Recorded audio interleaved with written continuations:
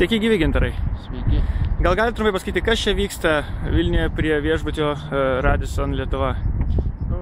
Susirinko žmonės į nedidelį piketą, mano rėmėjai, ir jie nori parodyti tarptautinės konferencijos dalyviams, kad su spaudos laisvė ir pačioj Lietuvoje ne viskas gerai. Čia šitoje konferencijoje bus kalbama apie spaudos, demokratijos reikalus visame pasaulyje. Lietuva, kaip suprantu, mokys kai kurias valstybės, kaip reikėtų kurti įstatymus, kad nebūtų pažeista spaudos, žodžio, įsitikinimų laisvė. Tačiau, nežinau, man gal ir nelabai dera sakyti, bet šiuo mano konkrečiu atveju esu nubaustas didelę baudą ir tapau kriminaliniu nusikaltėliu net ne už tai, ką konkrečiai parašiau, paskelbiau, o už tai, ką galbūt mano kažkokie statistiniai skaitytojai iš lubų nurašyti ar iš krepšio kažkokio ištraukti.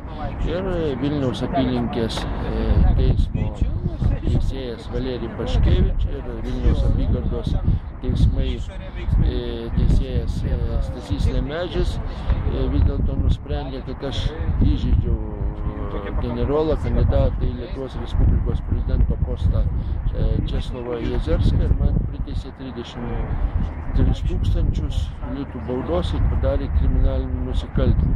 Aukščiausio teismo teisėjai šios, mano supratimu, sveikų protų nesuvokiamos bylos neperžiūrėjo, atsisakė, atsirašė, gal čia vertėtų pavartoti kažkokį kitą aštresnį žodį, nes aukščiausio teismo teisėjų teksto aš visiškai nesupratau, nors esu baigęs aukštą išsilavinimą turiu.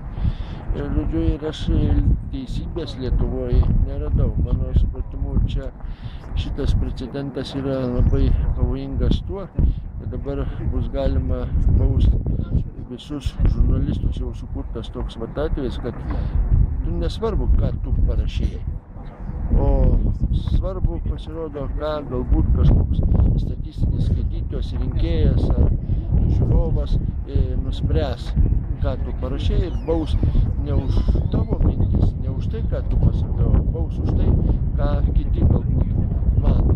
Ir sveiko protų tokios dalyko aš nesu, nežinau, kaip čia mūsų kolegų žurnalistai sakė, net sovietmečių nebausdavo už svetimas mintis, bausdavo už kitas mintis. Tai va toks šio piketo tikslas atkreipti garbių svečių dėmesį, kad ir Lietuvoje dedasi sudėtingi, nevienareikšmiškai suprantami dalykai. Gintarai, o kas toliau? Tarptautinė konferencija, negi laukia tarptautinis koks nors teisingumo sprendimas ateityje? Bandysite skųsti Europos žmogaus teisių teismui? Taip, būtinai kreipsiuosi į Strasbūrą ir būtinai sieksiu, kad bent jau Strasbūras pasakytų savo požiūrį, ką mano apie šitą bylą.